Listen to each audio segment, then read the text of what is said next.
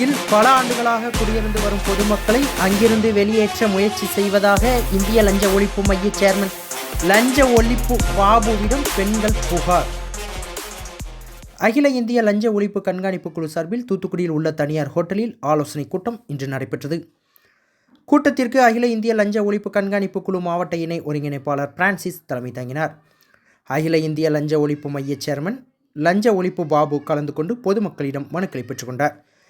அப்பொழுது நாங்கள் பல ஆண்டுகளாக குடியிருந்து வரும் குடியிருப்பில் இருந்து தங்களை வெளியேற்ற முயற்சி செய்வதாக குற்றம் சாட்டினர். அவர் மனுவை பெற்றுக்கொண்டு தாங்கள் மனு மீது உரிய நடவடிக்கை எடுக்க மாவட்ட ஆட்சியரை நேரில் சந்தித்து உங்கள் மனு மீது நடவடிக்கை எடுக்க வலியுறுத்துவேன் என்றார். மேலும் லஞ்சம் இல்லாத மாவட்டமாக தூத்துக்குடி மாவட்டத்தை உருவாக்க தான் பாடுபட உள்ளதாக அவர் தெரிவித்தார். தொண்டு நிறுவனத்தினுடைய கீழே நாங்கள் 4 ப்ராஜெக்ட் வச்சிருக்கிறோம். அகில இந்திய லஞ்ச ஒழிப்பு மையம், அகில இந்திய லஞ்ச ஒழிப்பு கண்காணிப்பு குழு, அகில இந்திய மக்கள் பாராளுமன்றம், சேவ் ஹியூமானிசம். இந்த அடிப்படையில் அகில இந்திய லஞ்ச ஒழிப்பு மையத்தினுடைய சார்பில் மக்களுக்கு லஞ்சத்தை ஒழிக்கிறதுக்கு அவேர்னஸ் கிரியேட் பண்ணுறோம். அகில இந்திய மக்கள் பாராளுமன்றம் மூலம் 100 வீட்டுக்கு ஒரு பாராளுமன்றத்தை உருவாக்கி 3 வீட்டுக்கு ஒரு ஆளை செலக்ட் பண்ணி அவங்களுக்கு நிர்வாக பொறுப்பை கொடுத்து அவங்க லஞ்சம்னா என்ன, ஏன் கொடுக்குறோம், எதுக்கு கொடுக்குறோம், கொடுக்காம எப்படி வாங்க முடியுங்கிறத கற்றுக் கொடுக்குறோம். மாதந்தோறும் கிராம சபை மாதிரி கிராம சபைக்கு இணையாக அவங்களுக்கு என்ன செய்கிறோம், அந்த பயிற்சி கொடுக்குறோம். அவங்க ஒரு ஸ்லிப் வச்சுருக்குறோம் ஒரு 33 துறைக்கு. அந்த துறையில் என்னென்ன நடந்திருக்குது அந்த வீட்டில். இப்போ சுகாதாரத்துறைன்னா இந்த 100 வீட்டில் எத்தனை பேர் ஹாஸ்பிட்டல் போயிருக்கிறாங்க, கவர்மெண்ட் ஹாஸ்பிட்டல் எத்தனை பேர் போனாங்க, தனியார் ஹாஸ்பிட்டல் எத்தனை பேர் போனாங்க, எத்தனை நாளில் நோய் தீர்ந்து வந்தாங்க, எவ்வளோ செலவு பண்ணாங்க. அப்போ அந்த ஊரில் 100 வீட்டில் என்ன நோய் இருக்குது, உணவுனால நோயா, சுகாதாரத்தினால நோயா, உடல் ஆரோக்கிய குறைவினால வரக்கூடிய நோயா, 3 தனியாக பிரித்து அவங்களுக்கு அதுக்கான விழிப்புணர்வு கொடுக்குறோம்.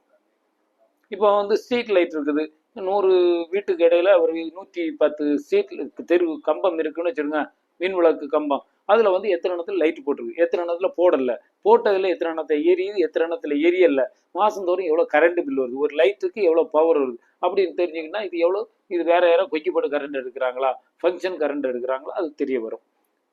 அப்போ சுகாதார ஆய்வாளர் வர்றாரா, மருந்து கொடுக்குறாரா, எத்தனை நாள் இவருக்கா வர்றாரு அப்படின்னு அது தெரியும். இப்போ ரேஷன் கடை என்னன்னா கடை ஒழுங்காக திறக்கிறாங்களா, பொருள் கொடுக்குறாங்களா, தரமாக இருக்குதா, இல்லை கடையை பூட்டி போடுறாங்களா அப்படிங்கிறத நம்ம என்ன செய்கிறோம், அவங்களுக்கு இது பண்ணுறோம். அந்த மாதிரி மக்களுக்கு அவேர்னஸ் கொடுக்கும்போது அவங்களே தெரிஞ்சுக்கணும், இது எனக்கு போதியதில்லை, இது எனக்கு குறைபாடு ஏற்படுது அப்படின்னு. இப்போ லஞ்சத்தை நான் 4ஆக பிரிச்சுருக்கிறேன். கடமையை செய்கிறதுக்கு லஞ்சம், அடுத்தவனை கெடுக்கிறது நம்ம லஞ்சம் கொடுக்குறோம், அடுத்தவன் பொருளை அபகரிக்கிறது லஞ்சம் கொடுக்குறோம், தேச விரோத செயல் லஞ்சம் கொடுக்குறோம். இப்போ அந்த கடைசி சொன்ன 3, அடுத்தவனை கெடுக்கிறது, அடுத்தவனை அபகரிக்கிற, தேச விரோத செயல் நாங்கள் தலையிடுறது இல்லை, பெட்டிஷன் எடுக்கிறதும் இல்லை. கடமையை செய்கிறது மட்டும்தான் நாங்கள் எடுக்கிறோம். கடமையை செய்கிறத 2ஆக பிரிக்கிறேன். இப்போ ரேஷனில் பொருள் வாங்குறது பொருள் கொடுக்கணுங்கிற அவசரம், அத்தியாவசியம் கூட. ஸோ இதை அவங்க கொடுத்து தான் ஆகணும். அதே சமயம் பேர் சேர்க்கறது, பேர் நீக்கிறது, பேர் திருத்தம் பண்ணுறது, புது கார்டு வாங்குறது ப்ராசஸ். அதனால அந்த ப்ராசஸுக்கு கற்றுக் கொடுக்குறோம், உடனே நாம் பண்ண முடியாது. அதுக்கடுத்து அதை பார்த்தீங்கன்னா கரண்ட்டுக்கு ஃபீஸ் போயிட்டுன்னா ஃபீஸ் கட்ட வேண்டிய அவசரம், அத்தியாவசியம். அதை சொல்லி கொடுக்குறோம், உடனே கட்ட வைக்கிறோம். இல்லை மீட்டர் அப்ளை பண்ணுறாங்கன்னா 30 நாள்லேருந்து 60 நாள் ஆகும், உடனே கிடைக்காது.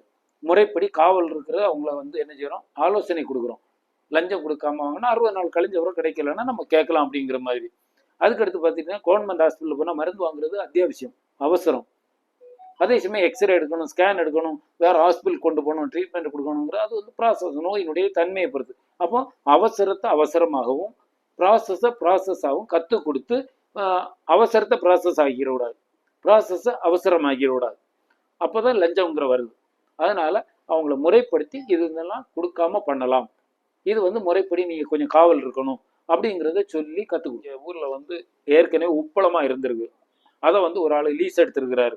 லீஸ் எடுத்திருக்கிறவர் என்ன செய்திருக்கிறாருன்னா இல்லீகலாக அந்த பத்திரப்பதிவு பண்ணி வச்சுக்கிட்டு அதை பையனு பேரில் எழுதியிருக்கிறார். பையனு பேரில் எழுதிட்டு அதை என்ன பிளாட்டு போடுற அனுமதி வாங்கியிருக்கிறார், பட்டா வாங்கி.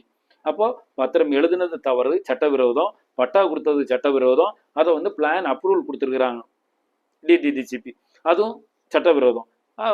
அந்த இடத்துல இருக்கிற மக்களை வாழ்வாதாரமாக இருந்து பல ஆண்டுகள் 65 வருஷம் வரை இருந்திருக்கிறேன்னு தகவல் சொல்லியிருக்கிறாங்க.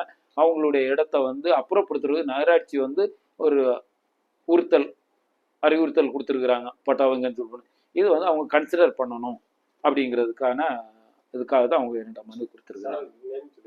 என் பேர் வந்து லஞ்ச ஒழிப்பு பாபு, புனைப்பேரா மக்கள் கூப்பிடுறாங்க. ஒரு 20 வருஷமா, அதனால பாபு தான் பேரு. லஞ்ச ஒழிப்பு பாபு. செய்திகளை உடனுக்குடன் தெரிந்து கொள்ள உங்கள் கரம் டிவியை சப்ஸ்கிரைப் செய்யுங்கள். அதோடு பெல் பட்டனையும் கிளிக் செய்யுங்கள்.